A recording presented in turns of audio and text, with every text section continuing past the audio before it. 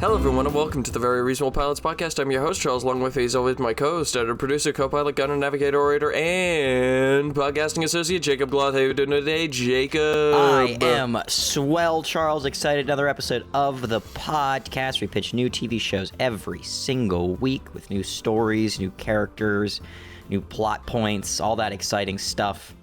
And this week, new casting. Yeah, of course, yeah. Casting characters. Timothée Chalamet in a variety of different roles. He's definitely the most casted character we put in, just because he's the name I can remember. Him or Pedro Pascal?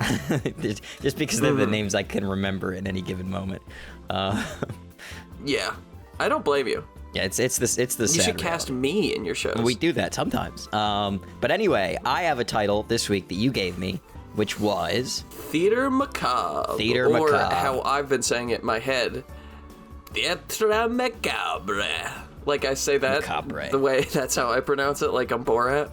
Okay. Theatre Macabre. Theater Macabre. Okay, so this title, I said this at the end of the last episode, but I looked it up because I was like, I need to come up with something here. Like I need some sort of idea, and I found this like really weird, well, not weird. I mean, it was like a horror show that was very low budget, and not like at a good way, like a bad way, low budget. And but they had Christopher Lee. You know, Christopher Lee, the guy he's Count Dooku, he's Dracula, he's in Lord of the Rings, he's Saruman. Saruman. Yeah. He's like, very famous actor, but he's like the presenter at the beginning. He's like, in like all these old movies and TV shows, they have like the dude at the beginning who's like in a nice cozy chair with like a book on his lap, and he's like, and this is what happened in the story. He's that guy, and okay, I guess that's where they blew all their money in the budget, and then after that is just like you lose it, and it's just like a monster story. And the kind of like gimmick is that he tells the story at the beginning wrongly. He's like, it'll be like Dracula, and he's like, Dracula was a peasant in this place, and he really liked, I don't know, apples or something. And like, it's not as absurd as that, but it's like he gets all the details wrong or slightly wrong for all the monster stories. That's fun, I guess. And I was like, I'm gonna make a season 2 of this show. So I like kept watching the episodes to see like how good it was. It was terrible, awful. Horrible show. There's no point in making season 2. So that whole prelude of me talking about this show is completely unrelated to the show that I actually came up with, which is a noir detective show. So, we are set. Noir detectives. We're set in New Hampshire. I've done a couple detective shows I've been looking at, and I'm like, every time I want to do like cold, rainy, foresty area. So I've done like, I think I've done Vermont. I've done Maine. I've done, what's it? I think I've done Oregon. I'm not sure if I've done Washington or not, but I've done either Washington or Oregon. Was in California. That was, wasn't yeah. it? Yeah, I think so. I think they might have been. With the, what was it? The Aztec cult, and that was the reveal of Red Strings. Was it? I don't remember, actually. I think you remember more about Red Strings than I do. I remember it was, like, the guy we were following in the beginning was actually the killer or something like that. I don't remember. Anyway. I'm gonna have to go back and look at Red Strings. I'm surprised you remember more about the show that I made than I do.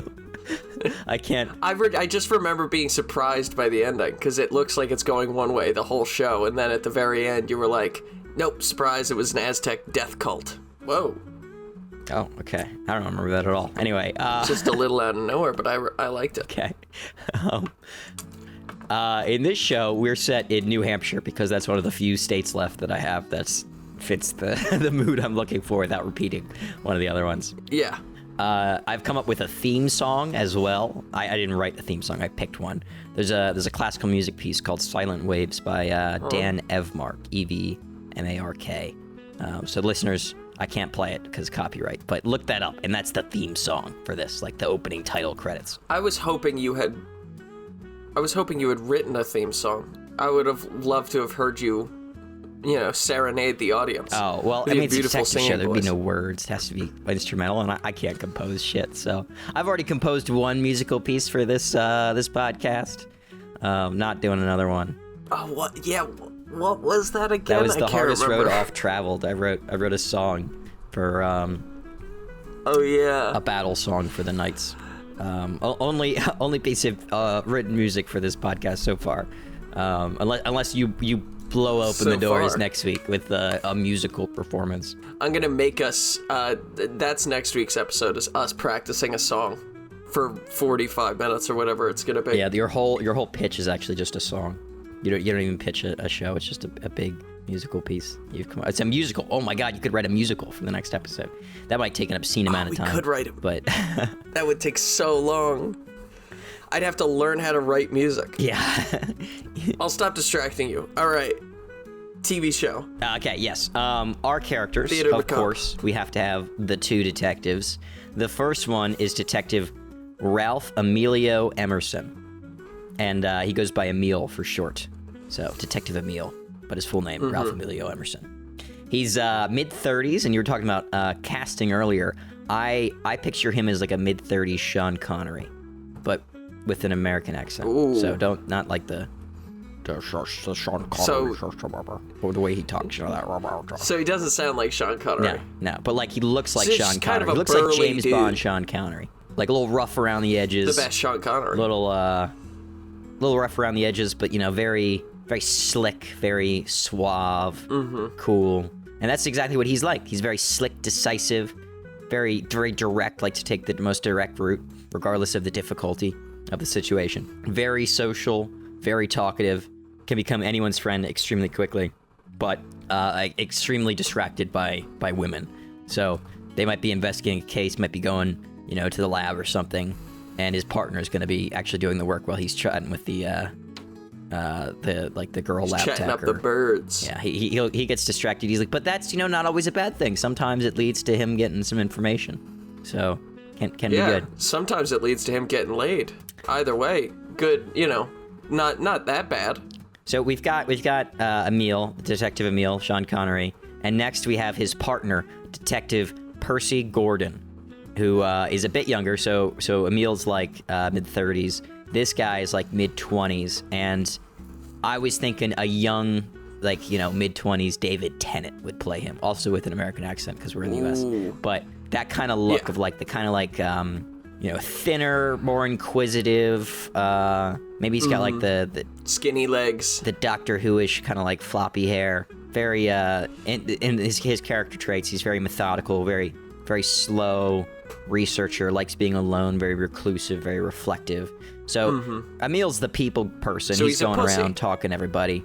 Gordon, he likes to really think through a case. He likes to really work on everything, very specific about things. But he isn't really like open up a lot. But he'll open up to his partner and talk about things because he feels comfortable with them. But he's not the guy when he's doing interviews with people like on the street or something, like asking about a case. He's very much to the point, like have you seen this person, blah blah blah. And Emile's like, oh, how's it going, is the corner store still open, is Bobby still working there, that kind of thing. Like he's very social, and Percy's just directly to the point, doesn't really care about the whole social aspect. Your classic odd couple.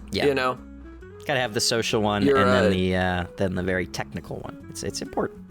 Your type A, type B personalities. I do think it's very funny that you cast two Scottish actors, and for both of them you're like, don't do a Scottish accent. Well, yeah, then yes. I Both of you are don't know. American. I picked Sean Connery because I've been watching a lot of Bond movies, and he's cool. And then I was like, well, I need somebody that's like kind of a loser and like nerdy, and I can't pick Timothy Chalamet because I always pick Timothy Chalamet. So I eventually, You know what? I'm it took me a recasting long these two time to come up with characters. David Tennant, to be honest. My first thought was Hugh Grant, but he's, I don't know. Young Hugh Grant. I couldn't do young Hugh Grant. I did young Hugh Grant recently, so I had to find somebody else. Oh yeah, you did. You know what? I'm recasting. The Sean Connery role is now going to Pedro Pascal, and the David Tennant role is now going to Timothy Chalamet. You could do that in your head, but because that's basically the same thing in the end. They're both. You know what? They're both being played by Tom Holland. Exactly. He's doing a legend. He's doing both characters. Yeah, But Tom they're Holland's not got it. twins, and we're not acknowledging that it's the same face. Speaking of ignoring the not fact. Tom Holland, the final character that I've casted here is Chief Marks. Chief Marks, he's the guy that's in charge of the police force. He's a hard ass, dislikes Percy. But, you know, Believes he's kinda... that the workers should control the means of production. You know, I get it. No, not Mark says it M-A-R-K-S, not RX. He dislikes Percy Gordon, but he's okay with him as long as Emile's his partner. So he doesn't like, because Percy's so reclusive, he's like, he doesn't like trust that, you know. He's like, he kind of thinks he's kind of an asshole because he doesn't like talk and hang out and come to, like, you know, the office parties and things. But, you know, if Emile, the cool guy, vouches for him, he'll let it pass.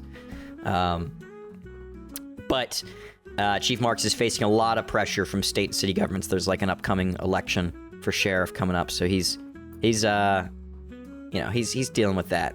And guess who I have playing him? None other than Jake the dog. None other than who's the guy from Futurama, the robot?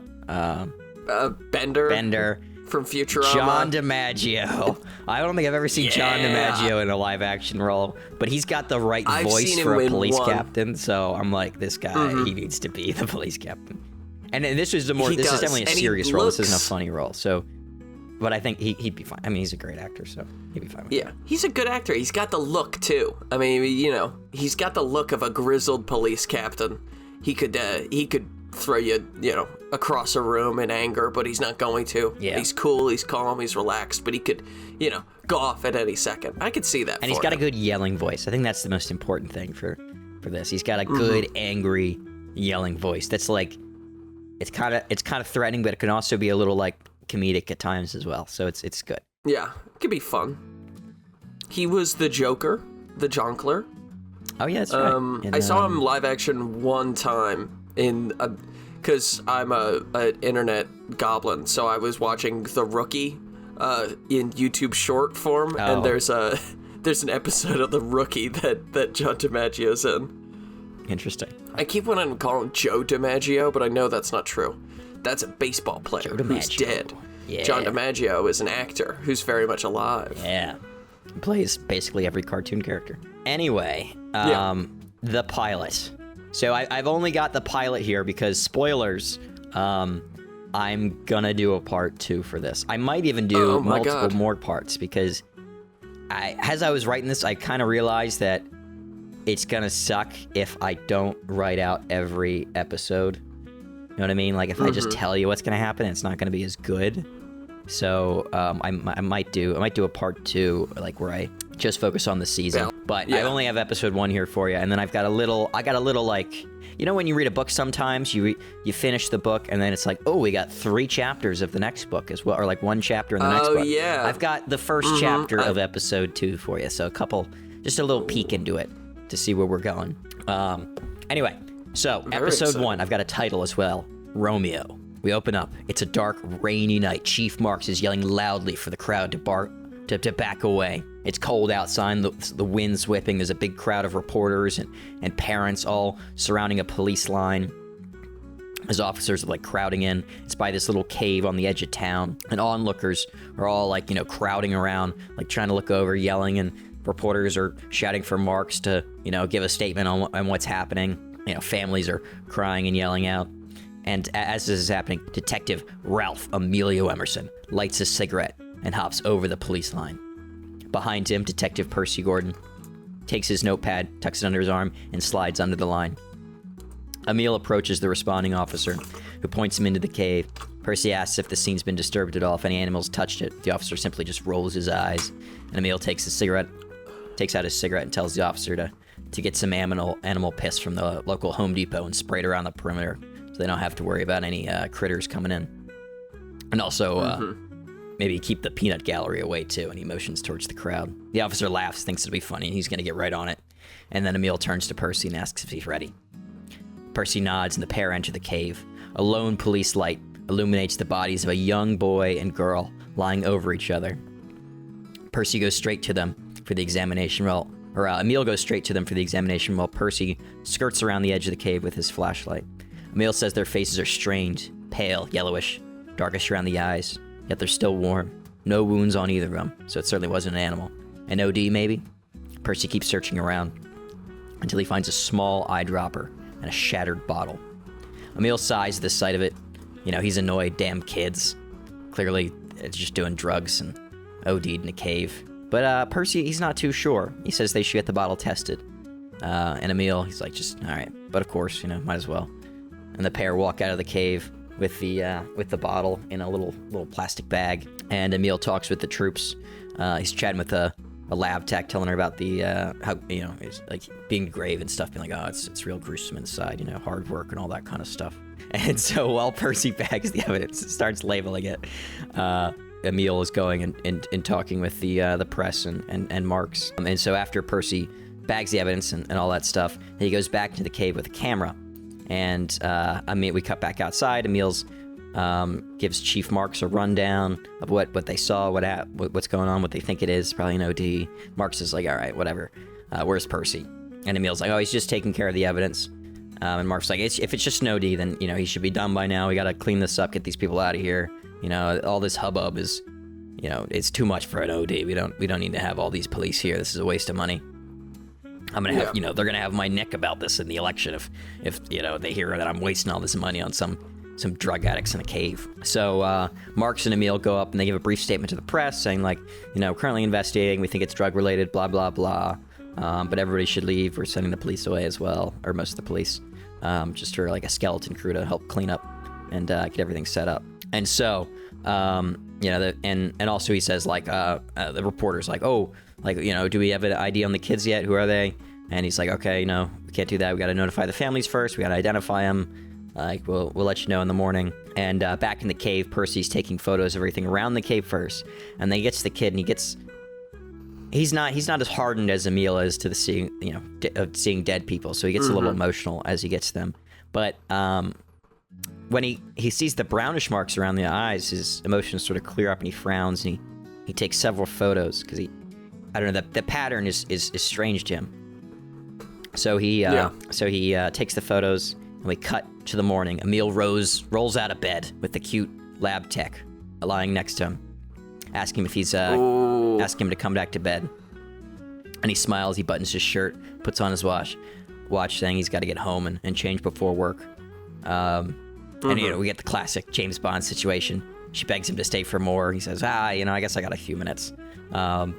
Goes back into bed. And then he gets back in the bed. And cut to Percy, who's arriving bright and early at the local library. He goes up to the librarian. Her name's Louisa. She's like surprised that anybody is here so early in the morning. And he apologizes, like, I just got to get some work done. And asks for help finding a series of books about drugs and plants. And so she helps him, grabs a bunch of them, and he gets a little table at the edge of the library and starts looking through them. Back at the office, Emile arrives very late, much to Chief Marks' anger, but he notices a note on his desk from Percy. So he tries to cover it, and he's like, oh, I was just off doing some research with Percy on the drugs that those kids were doing. And Mark's like, all right, I'll buy that. I can see the note there. Percy was here this morning, so I know you're not. I guess that excuse works. But he's not. Yeah. He's not totally works buying this it. Time.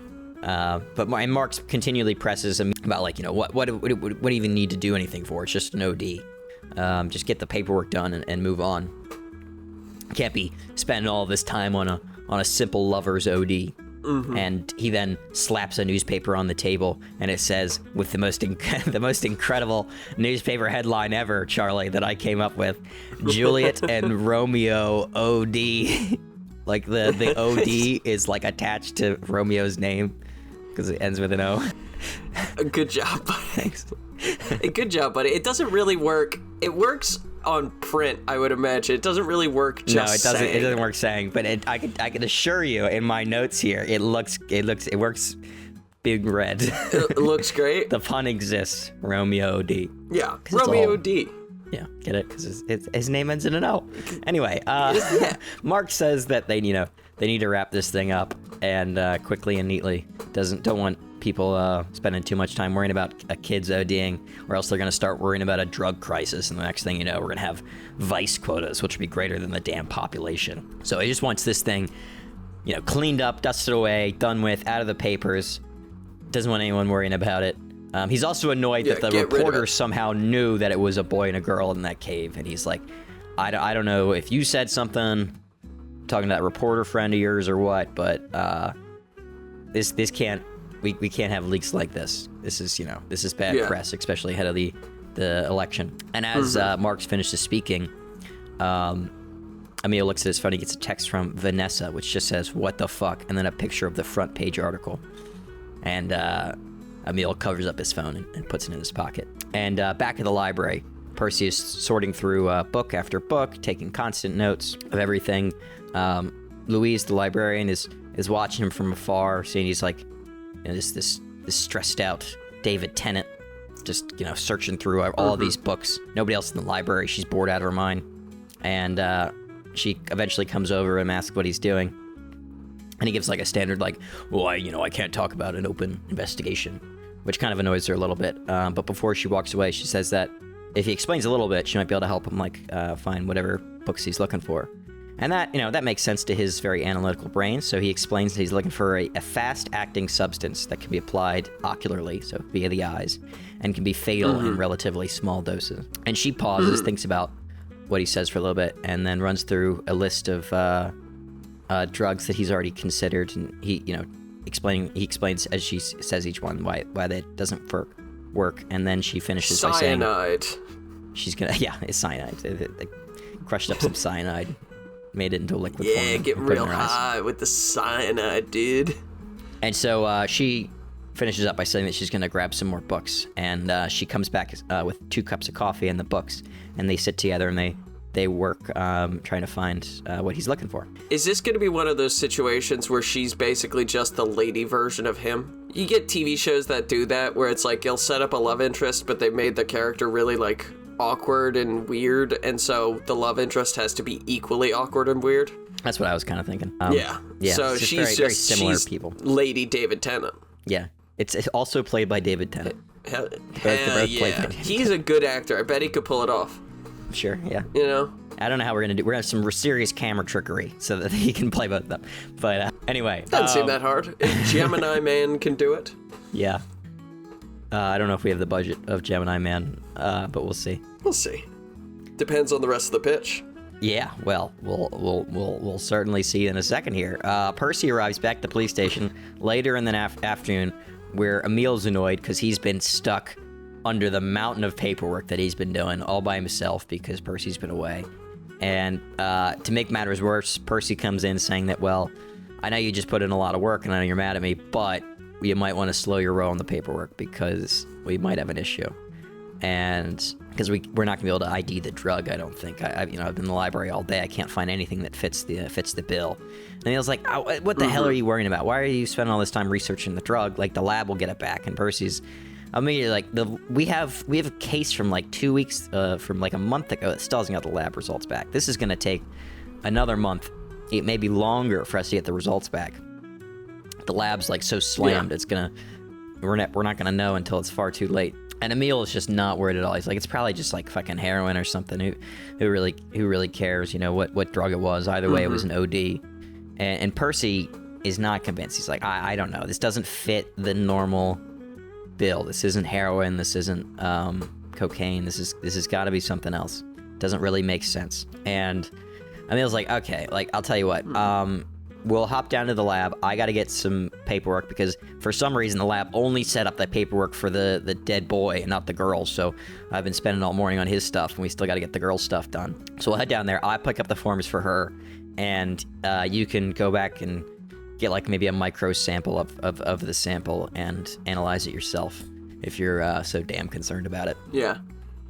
And so... if you want to, do extra work, not my problem. Yeah, exactly. He's like, I'm not gonna do this. You can waste your time if you want to. So Percy, however, is also confused as well as, up for this because it's weird they haven't set the paperwork yet because, it's usually just for what everyone assumes is an OD. It's a pretty standard thing. They just send it along. He's like, okay. I guess they must be really backed up if they haven't even sent the paperwork up for the. For the girl. So they decide to head down to the lab together. Each one through 2 different things. So they drive over chatting, and Emile is telling Percy that he's really got to go out more.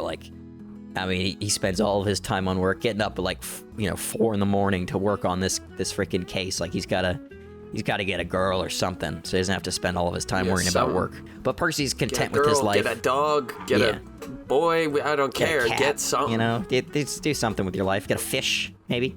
A fish, a lizard. Get a fish, get a parrot. You could be a snake guy if you wanted. I mean, I wouldn't come over, but you could be a snake guy. Yeah, exactly. And he's saying this, and Percy, he kind of just, he's like, I'm content with my life. I like being alone. I like the quiet of my apartment. I like thinking. I like doing things by myself. I don't really need somebody else or something else. I enjoy my life the way it is. And we kind of have, like, on the car ride over, we have this sort of not really philosophical, but like borderline philosophical discussion of these two different lifestyles. Percy, who's very much a recluse and likes being alone and likes the seclusion of it, and Emile, who wants to be social all the time and is basically never in his own apartment because he's always out with somebody else or someone else doing something. He's never staying home. The night at some pretty young thang's apartment, you know. Mm-hmm. And we kind of have, like, at later in the show we'll see their apartments, and we'll see that Emile's apartment is kind of just it's just for him to really sleep there. It's not like it's it's just a bed on the floor. Like, it's nice. He's got, like, it's a fairly nice apartment, but there's, like, the paintings on the wall or the pictures are just like, what came with the apartment or nothing. There's not a whole lot of character to it. It's like, this is a place that I just sleep in and live in occasionally, and I just want to get out of here and out in the world as soon as possible.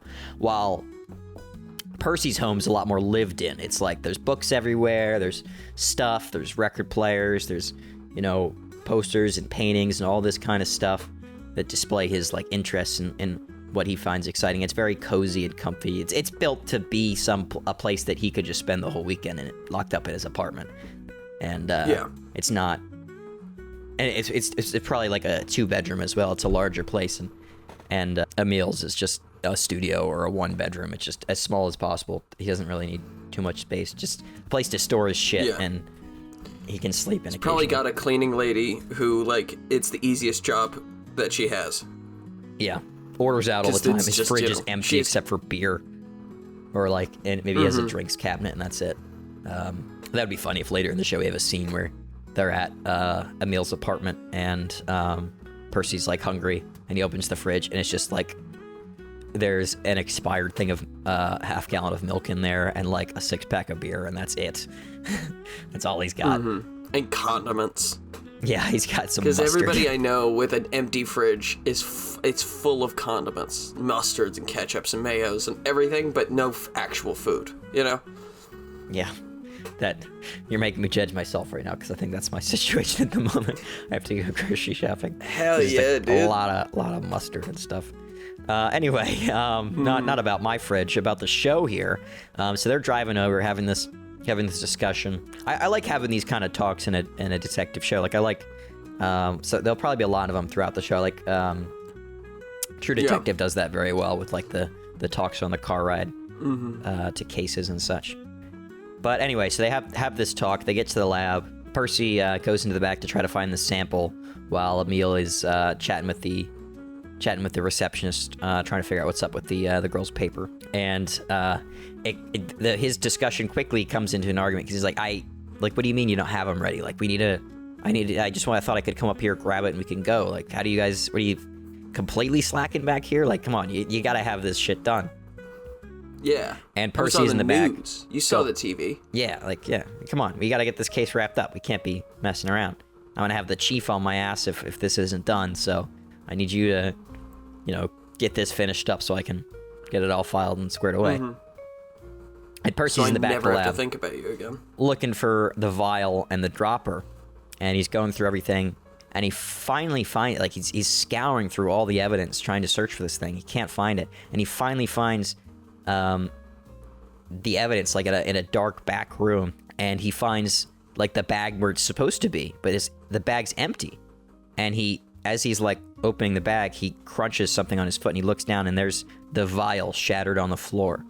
And also, the dropper is gone. So he kind of freaks out a little bit, and he rushes back to the front, and he tells Emile, it's like, we've got a huge fucking problem. The evidence has been destroyed. There's some evidence of, people coming in and, like, destroying it. Something happened. And Emile's like, yeah, that fucking sucks, but we've got an even bigger problem. The girl, she's gone. End of episode 1. Dun, dun, dun. Missing body. Like, I knew that was going to be What's happening? the end of the episode. Who knows? That's the cliffhanger for the first episode. What's your guess? I'm going to guess that the girl is going to be like some high-ranking official's daughter who got addicted to drugs because of some various, like, her father might have been, like, involved with some sort of pharmaceutical company. Yeah. And she got addicted to the product and was disowned by the father, but now that she's dead, he wants to cover up her existence. Ooh. Okay, well, I can reveal this into the next episode, because in my little preview for the next episode, episode 2 is going to open up with media everywhere. It's leaked that the body of the girl was lost by the police station. Marx is yelling and yelling at Emile and Percy, like, we need to resolve quickly. This is gonna kill the election. Massive issue. And then we'll also get a reveal of Emile and Percy watching security footage from a nearby store, because all the cameras at the lab were destroyed, and they're watching security footage at a nearby store, and they see at 1 a.m, Charlie, the lab doors open from the inside, and the girl walks out. She walks out. Oh my god. Bum, bum. What the hell is going on here? Who knows? You won't know until the next episode of Theater Macabre. Until 2 weeks from now. Yeah, 2 weeks from now. It's Le Macabre. Yeah, exactly. You say it, the way you say it so makes me fun think it's to say like like a freaking, it's like some mythical creature that's like oh no, everybody watch out for the Detectives Macabre. Well, thank you everyone for listening to the Very Reasonable Pilots podcast. I've been your host, Charles. Along with me as always, my co-host, producer, co-pilot, gunner, navigator, orator, and podcasting associate, Jacob Gloth. If you like what you heard here and you want to hear more, please give us a like, a follow, subscribe, tell your friends, tell your family, tell your dog, tell your cat. Remember, we will be here next week with a brand new television series for you to imagine and enjoy. It'll be coming out of our domes, right off the dome, improv. We're making it up on the day. So, we'll see you then. It's going to be fun. It's going to be great. Bye-bye.